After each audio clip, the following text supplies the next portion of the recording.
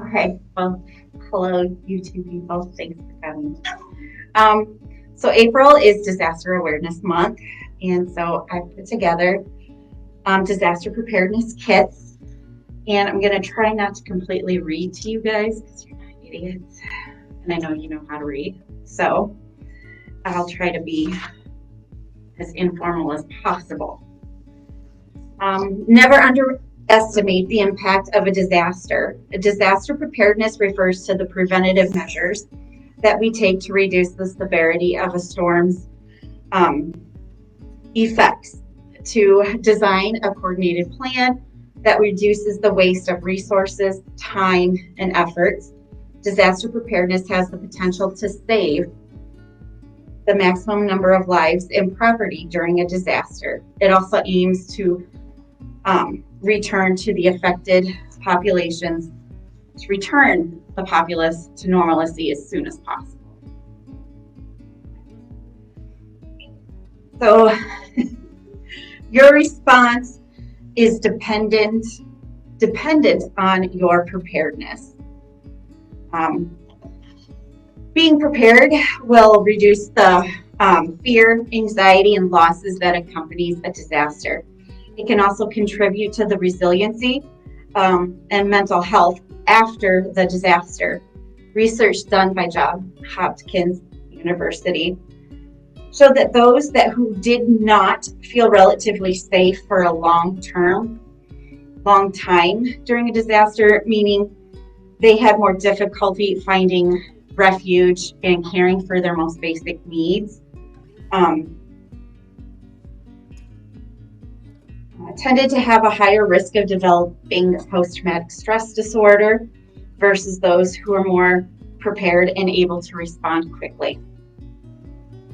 So that's what I'm aiming to do. In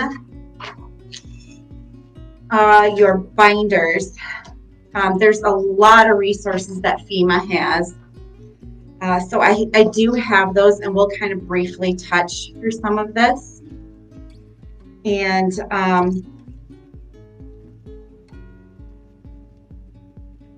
the others. Looking for windows.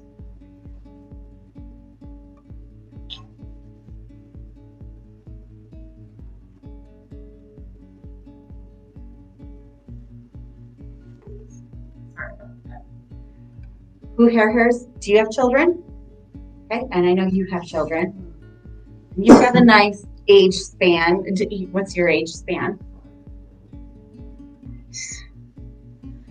All right, that is another thing. I know, like the schools, especially during like fire week, fire prevention week, they preach it up and down at school. Practice it at home. The same is for your disaster preparedness. They need to know what you have and where it is in the house and what to do if a disaster were to happen, to have it communicated that, you know what, I'll be coming home as quickly as possible. I want you to do this and meet me here, whatever your plan is. And where to grab a binder if they have to go and meet you that would have all your pertinent information in it. Either of you guys have any preparedness, any things at home? You do? What do you have? Okay. Awesome. Awesome. That's good too. That is good. We have Santa's greenhouse is in the basement, so if power goes out, can be lit.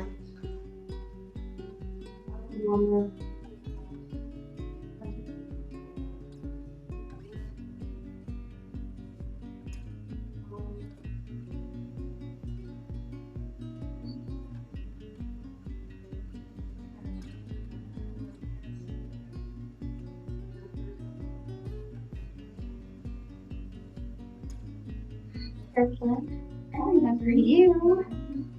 Hi.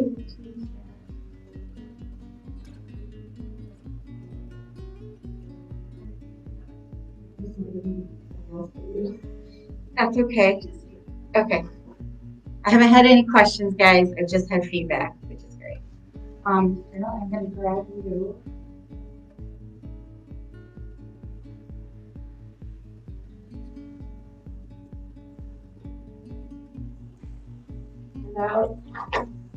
The one handout I did not get put in. I would have liked to have gotten it in a sleeve, but that is for writing down a communication plan for children.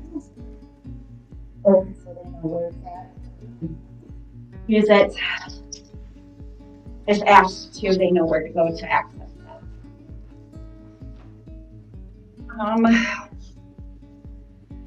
Communities, the families, and individuals should know what to do in the event of whatever disaster they may endure. From finding specific shelter within the home or community to what to bring when you need to evacuate. Being ready to evacuate and knowing what to take and where to take refuge in public places. And this, I go camping, sorry, I digress, I got all these things in my head. We go camping a lot as a family, so then I need to know, like when we're gonna go to a campground, that I tell my daughter, because she's 12, no, she's 14, and she likes to run off and play, especially with her little cousins, so she needs to know what the disaster layout plan is there. But as I started putting this together, I'm like, I don't think we have anything preparedness for like if we were stuck at a campground via flood, tornado, whatever, and we're stuck there waiting to be cleared out. Oh, I'm gonna have to do this for our camper. So disasters disrupt hundreds of thousands of lives every year, each having long-lasting effects to both people and property. If a disaster occurs in your community, local government and disaster relief organizations will try to help you out, but you don't know how soon or what's higher on the totem pole than where you are at in the disaster area. You should know how to respond to this severe weather and any disasters that occur in your area. And you should be ready to be self-sufficient for at least 3 days or 72 hours. That's pretty standard. And like I said, large-scale disasters could impact the availability of relief coming in, rescue coming in, and the available to resupply in certain events. You know, you can't get to your grocery store, or we can't get shipments in, whatever it may be. So you are encouraged to stock up not only on like your 3-day supply of mac and cheese or whatever, but also make sure you have medicines. Talk to your doctors about getting your prescriptions, like if you can have like a week, so you can have that set back for that. Just insurance and doctors, they'll know how to navigate that. I do not. And disasters are costly. Just a brief rundown, there were 22 separate billion-dollar weather and climate disasters in 2020 alone in the United States, which previously the annual record was 16 events, and that was in 2017 and 2011. The 22 events that cost the nation a combined of $95 billion in damages in 2020. And just to know where you're at socially with preparedness, 25% of the populace have more than $2,000 saved in emergency funds. 20% have nothing. 20% don't have adequate property insurance, and 22% don't believe natural disasters will affect them. And I would like to know where they have lived in the last 3 or 4 years. But The derecho in and of itself that went through is just astronomical of all the damages that happened there, and how long people were without power there, how they ran out of resources, how they had like little to no warning. That is just like, holy crap. Didn't know that that could happen here. Yeah.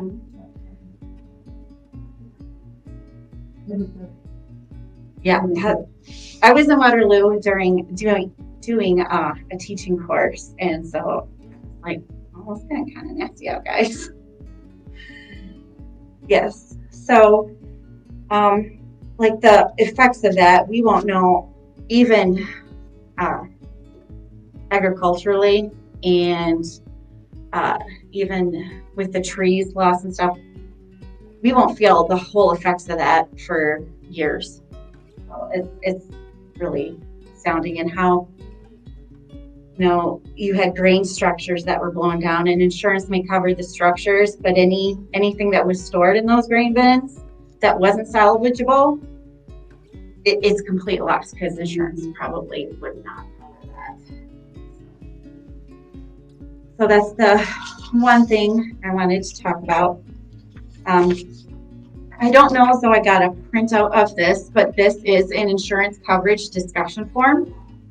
This is for you to take if you are interested in going over what you have, whether you're renters, owners, if you have a camper, if you have insurance on that kind, you know, where you would be, and what you would want to sit down like with an agent or over the phone to discuss that.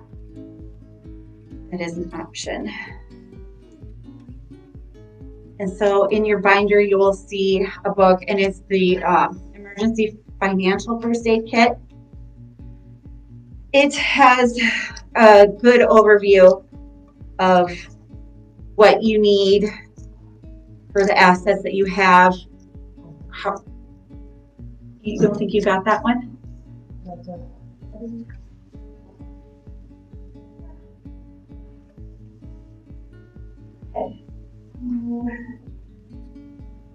I will have to see if I have more of these. I'll have to look. I'm not going to do that right now because I'm realizing I have a lot of shaking. But if you're interested in this, I can give this out to whoever you want it tonight, and then I can look to see if I have some in mind. Okay. But yeah, this has just a brief, well, it's not brief, it's actually very well put out, and there's work forms and information for you to put down and organize however you want in your own binder. And the reason it is a binder is so you can have it to grab and go. These binders were provided to you. I have mine in a zippered thing. Yep, so it's easy to grab. Because there's going to be other things you're going to want to, outside of the information of like going through this with your family and stuff. I do have a waterproof pouch put in here. So when we go over like important documents that you want, copies of like birth certificates, social security cards, paper copy of your driver's license, any like proof of ownership, titles, anything like that. If you don't want that to get wet, you can try to push it all in here, or you know, you have that option. And once again, these are just to help start yours or add to what you have. So that is why that is available. You also have USB drives. And here at the library, you can come in and you can scan to your email, and then you can save it, or you could scan and then save it to the thumb drive on the copier at no cost. So that is another way to keep your information. And especially if you don't want paper copies, that's fine. Yeah, that's that. And The first thing that we have here is to know your warnings and alerts. I think most people pretty much do, but if you have like other children in the home, something for them to go over, or if you're not sure what some of them are, go through there. How to prepare for a thunderstorm, lightning, or hail, an information sheet, and a tornado. Then power outages, extreme heat, and flooding, and I have more information. I have like active shooter policies, I think an earthquake and a volcano. I did not put the active shooter one in there. That is, if you want that information, I can get that to you. That is a disaster. I think sometimes that's a topic that you want to discuss with your own family in your own way, or how you want to approach that with other children. I did not want that to be, I didn't want little Tommy or Sue to run across the different information and not be prepared to have that conversation with their parents. But winter storms, the new one, the novel pandemic, of course. But then preparing for a cyber attack and financial emergency and safeguarding critical documents. Those last three kind of all go hand in hand on and how to prepare those assets, or how to prepare yourself for those, and how to preserve them and keep them safe. In the Are You Ready handbook, it does go through all of those that I said. It does touch on the avalanche, earthquake, hurricane, landslide, tsunami, and stuff like that. It's pretty close to what you have in the handouts. It's a little shorter. Nuclear explosion, I didn't have a handout for that, but that one greatly intrigues me. And this will also walk you through, if you want to take the time to read through that at your own leisure. A lot of this material I was given through FEMA, so it will interweave and be very repetitive. And then if we go in your binders past all of those, we have the ready. Preparing makes sense. Get ready now. And get a kit of emergency supplies. So this is all depends upon the size of your family and how you want to do it, what's going to be easy for you. You guys have these 5-gallon pails, and in them is just like the beginnings of a kit. I did not put the lids all the way on because they are unfair to get off.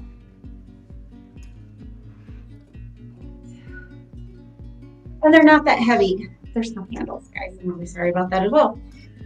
You can order actual cloth handles that you can hook in here off of Amazon. They're like $8 and would make it very easy to tote along with. But the reason I also went with a tote is if you are in a tornado and you've lost all power and you don't know what kind of damage you have upstairs and you're in your safe place and somebody's got to go to the bathroom, you're going to dump out your bucket and you're going to use the garbage liner in the bottom and you're going to use your bucket. So, hooray for buckets. Always make a plan and communicate that with your children and other people in your household. I have my daughter and I live in my household, and I also have my parents. So there's 4 people, but we're 2 different households in one house. So there is a little bit of, I'm not responsible for you guys, but yet we all need to know and be on the same page. So that kind of communication goes a long way. In here, I have, like I said, the garbage bag, 2 rolls toilet paper, duct tape, and if you don't use, it's a 3 mil thick garbage bag, huge size, like extra large contractor bag, and duct tape. So a window breaks and you're still not through, you can use your duct tape, tape it up with the garbage bag. If you have tarp or anything like that, you can use that as well. But like I said, this is just to wet your feet. And coffee filters. In here, one of those, nope. I have a printout in there, 30 ways to use coffee filters for quote unquote survival. Coffee filters are freaking amazing. You can use those for plates, for toilet papers to help wipe things up, spills, blood, cuts, whatever. They're very, very versatile and they are extremely cheap and they are very compact. You can put them in your car for your like car survival, you know, in wherever you have or have a need for a first aid kit as well. So those are in there. We have a couple different size baggies that will always come in handy for whatever. We also have, I think that little booger slid in here. It is the world's tiniest little can opener. It's called a P93. Oh. It's this little doohickey right in here. It was used in the military. They don't use them now actively, but it is so small and compact, and they would take it, clip it to like their dog tags or whatever, but then you just fold it out and you just use it to open your cans. So also handy to have, especially in your car. If you throw like, you know, some whatever canned good in there for your winter disaster bag, then you have this and it's just very compact. Very handy little things. There are, yep, you have your candle in there, pocket tissues, plasticware, toothpaste, hand sanitizer, dial soap, a bar soap. So with the bar soap, you can use that to wash your clothes. You can use that for whatever. And we do have a bag of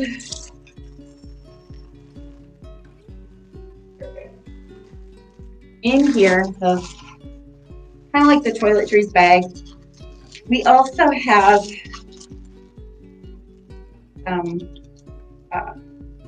meds. Like if you want, you can go ahead and get a bottle of Tylenol or whatever your family does use. Or you can also get the prepackaged, like mix in water and powder, and in these individual packets, these will last like a bazillion years longer than like your jar or bottle of Tylenol that you will open, and it's just all of it is open as well. And Pepto, the first thing you want to combat is anything that would aid in dehydration. So that would be vomiting and diarrhea. You don't want that to happen. And then we have some beef jerky, some oatmeal, special K protein bars, small things that will give you a lot of protein. That's going to aid in your energy levels. And honey will never go bad. It may get crystally, it'll never go bad. And coffee in a can like this has a great shelf life. You can also get, I am a creamer type of a person, so mine, I also like to go to the Amish as well. So go ahead and stock up there. It's a cheap way to do it, as long as you don't mind expiration dates or anything that may taste a little more like cardboard a couple years down the road. But this is 3-in-1, and since it's instant coffee, it won't go bad either. But it does have creamer in it and sugar, but this is bang for the buck for me. And I have taken, you can buy, this is black beans and rice seasoned, and it came in a big jar.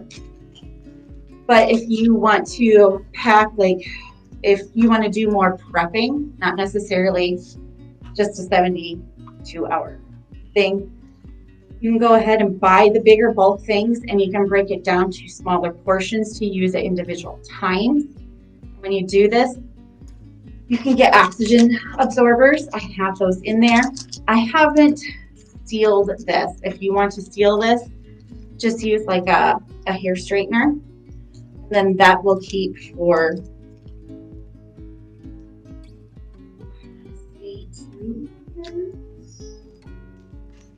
so that is not bad at all, especially if you buy it bulk or if you want to go in with another family and then divvy things up as well. I did the same with dehydrated vegetable soup. So that is there.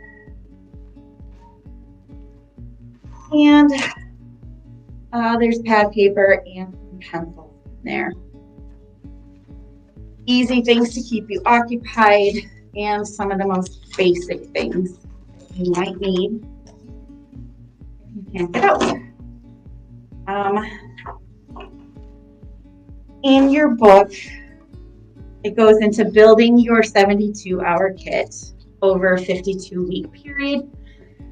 Some in, it just goes by week what you can put together for your family to build your kit. Nobody expects you like, oh my gosh, I need to do this now.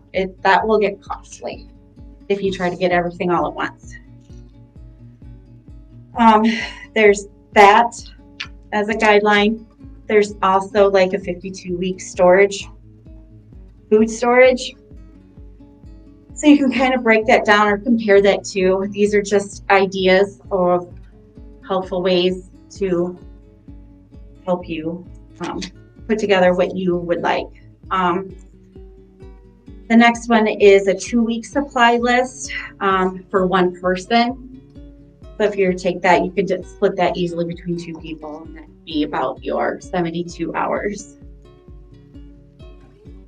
Then I have a printout then on the back side of that of the shelf life of some items. Then the next thing is your pets. If you have pets, you need to have a plan for them. Please don't open the door and say, love you, bye. And if that's the way it has to be, I guess that's the way it has to be, but I don't agree with that personally. You should have a plan, either a place for them to go or how to take them with you. This is a list on how to do that and get that ready. So then in your binder, you could put paper together, and then that's what you would, put all of your pets' information. Don't forget about like maybe vaccine records, medications, and so on for that. What else you would want in your binder. And then I have this little sheet here. The first one is like, we need to evacuate now, we need to evacuate in 5 minutes. This is what you should grab. And a lot of these things are really reflex between like phones, chargers, shoes, wallet, keys. Now sometimes we forget to like take all of the keys, but you might want to do that, especially if you have a fireproof safe And you just have to go now. Hopefully you're going to have some of what's in that safe or copies of what's in that safe in like a binder to go if you can't grab your fireproof safe. And you can grab those. And then documents, and that, as I have notated, that these should be in your binder or personal safe through there. The 200 in small bills per person, I forgot where I got that information, but whatever you can, for your family group will be very handy, because your ability to use like an ATM or for stores to process your credit cards, sometimes that just can't happen. You will want cash on hand, small bills, so you don't have to have them broke down. Medications, and then don't forget your baby stuff, and then your 72-hour kit. If you are not sheltering in place, if you can grab something like this, and I think a lot of us, like for me personally, didn't really ever think about taking this with me. It's in the basement. It's in our, sheltering for a tornado. But I will be making a portable one to take with, like I said, when I go camping, or something in case I think I need it if I have to travel outside of a widely devastated area. Then I probably want one to come with me if I have to travel through a lot of disaster area. And your pets, and there's your binder, safe, and firearms and ammunition. These should be, at least ammunition, if you do have firearms, some of that should be in your 72-hour kit. If you don't have all of it in there, you do need to let anybody in the rescuing or first responders or anybody in the area know that I have ammo and I have guns, so that they know going in there, especially if you're in a wildfire area, you don't want them to walk in and have something go off, or have looters come in and you're like, I lost my gun, and they're like, you know nothing about this. And then of course the next checklist is if you have like 15 minutes time, so you can grab a few more things to fit into your vehicle. Be mindful of the season, pretty much anything that is of sentimental value, that's where, and maybe some more entertainment things for yourself or your children or your spouse. And once again, firearms and ammo. And then if you have 30 minutes or more, you can definitely grab more. You can grab more of your personal items, things like your makeup, your flat iron. You don't need those things to survive. So you can grab those if you have more time. But also keep in mind how much space you have and what that space will be. If you are leaving and you know that you're going to be sheltering somewhere else other than your house until something else becomes available, you're not going to have like a whole bunch of room to like lay out all your stuff. You're probably going to be sharing room with other families in an auditorium or a gym or something like that. And I do have the beginnings of a first aid kit in your bags. In here, you have a pocket-sized family emergency plan communicator, wallet size, so you can fill this out. You can have this either like in a first aid kit or in your wallet. You can make copies of it, do whatever, however you want. You're gonna have your Mylar rescue blanket, bandages, and then you have reusable, disposable cloths. These are great. These are my personal favorites. They go through the laundry. They absorb well. Triple antibiotic ointment and a 5-hour emergency candle, matches, gloves, and Q-tips. Never stick a Q-tip in your ear.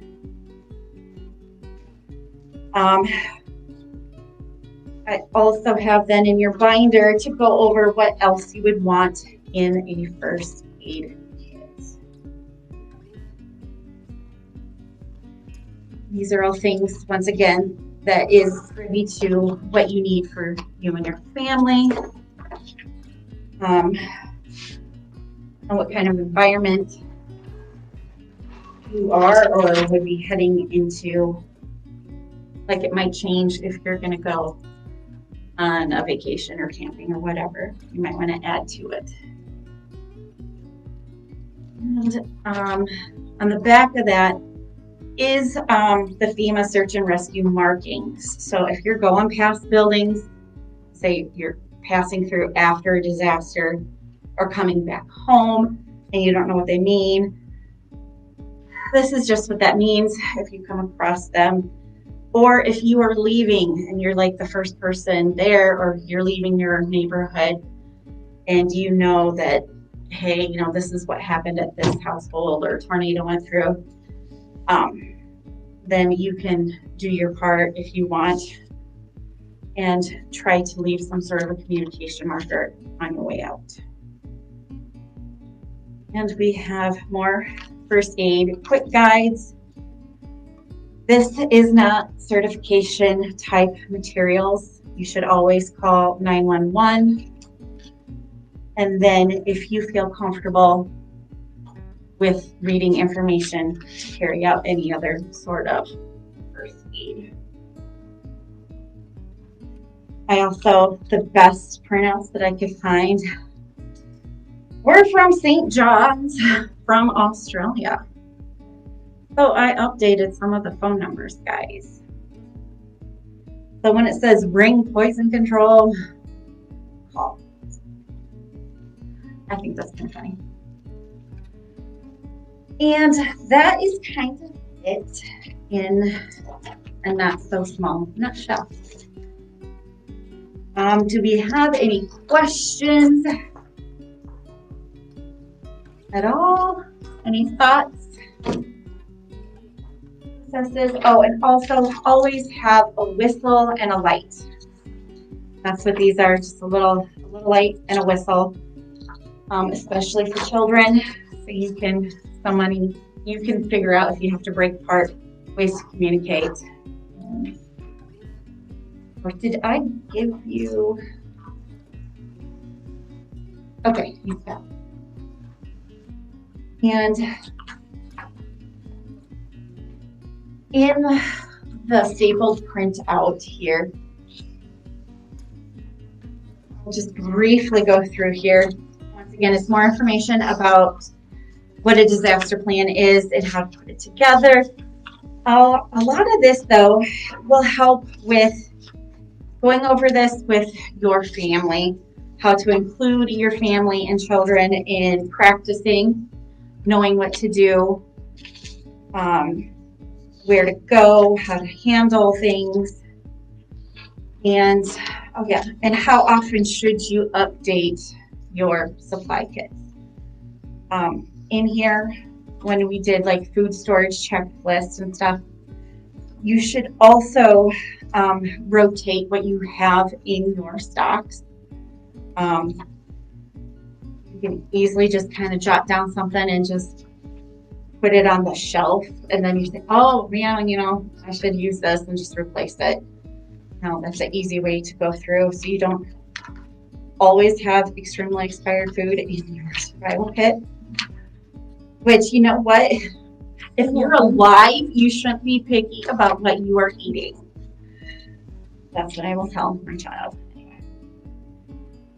But yeah, just easy check-off lists. I think sometimes that's the best way for me to make sure I have things done.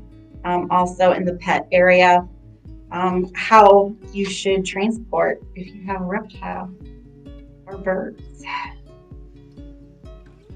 I know my neighbors have either aquatics or reptile and a bird and a cat and a dog. And sometimes they babysit dogs. So they have a very busy household. They have lots of young boys. So the very end of the packet, it is about the whole community in disaster preparedness. And if that is something you are interested in doing, is learning about how to not only advocate for your family in preparedness, but also being prepared for your community, being there for your community in a disaster. If that is something you are interested in, I do have the information and materials to go over CERT, which is Community Emergency Response Teams. That is something I am looking towards doing and reaching out to others in the community as leaders in the community to see what we have.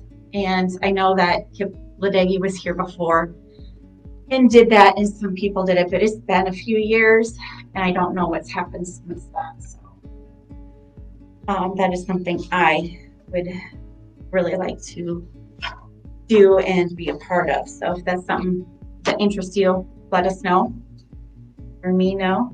And I just kind of also go over like what I just kind of dumping things, because I have some of my stuff is on a display out there. I have a radio, a NOAA radio, and it also is so definitely take that camping. But I've always been kind of like a what if freak. So, and it started as little, and this was a first aid kit that was OSHA approved for a construction site, like in the late 80s, and it obviously needed to be redone. So this has been mine. It has traveled through many different cars and parties and everything else, because everybody's like, what's that? And I go, that's an inhalant for when you pass out. They're like, let's try that. It's awful, guys. It's awful. Yeah, no. You might as well just snort chlorine. It's awful. Which I'm not advocating for at all, guys.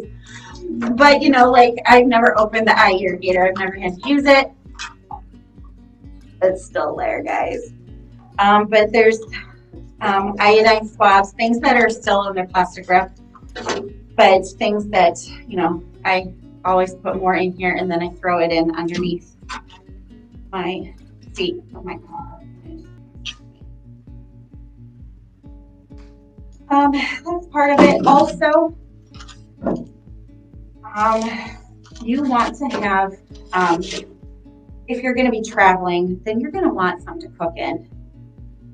Don't forget that. Like you can have all the canned beans and franks in the world, but if you can't cook that in something, like you could put it on the manifold, but you're not going to want to just handle a hot and cup of beans and franks. Yes. And I like my oils, so I have an unopened thing of like thieves oil, which is good for just about anything and deterring illness or viral things, helping get through that. You can always get freeze-dried spices. Those will last indefinitely as long as they're not opened. And even if they are opened, if you try to keep them dry in a dark place, they'll last for a long time. Also, if you have, my biggest thing is, if my power is out like it was when it flooded here a couple years ago, what's going to go bad is your refrigerated stuff. So I do have, you can get dried butter, and you can get dried eggs. So I have those. And heavy cream. So between that and any water, you're going to be setting pretty good. You can doctor up just about anything then that you make at home. I also have multiple 2.5 gallon water cubes. So fill this up. It's easy to carry. What I also have out there is water preserver. So if I'm going to fill this up and I want this to last, and I don't want to think about it for like a year or months, then I'm going to follow the directions on my bottle and add that to whatever amount of water I have saved. And no, this is actual liquid because it's a preserver. So this is like to preserve like your tap water. So I can just fill this up, put that in there. I can put that in the camper, and then I can go to whatever like, runoff lake campground there is and still be able to drink water or wash dishes and know that I'm going to survive this. So it's very multi-purpose having these kits. It's for camping, even on long road trips, vacations, whatever. I have a spare dog leash and harness ready to go. Like my rubbing alcohol. I know how to do like blood pressure, and so I have that with my grandmother and a couple others in the household have high blood pressures. Really, how bad do you feel? Because I don't want you to stroke out. Let's do this. And if I need to give them proof, then I want to be able to give them proof. Also, as thanks for coming.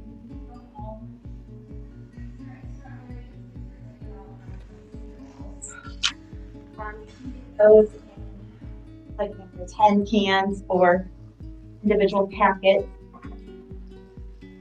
Those are great to have on hand. And in the dog one that we have, I have these, and these go well in the car as well.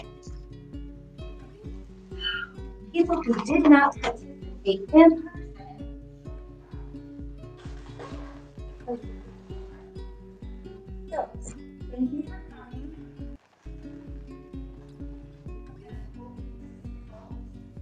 It is in no way meant to make you feel like yes. Yes. You're going to tote around cans as well. But these are good to have once again in the car, in your vehicle. So we want you to be prepared and not scared.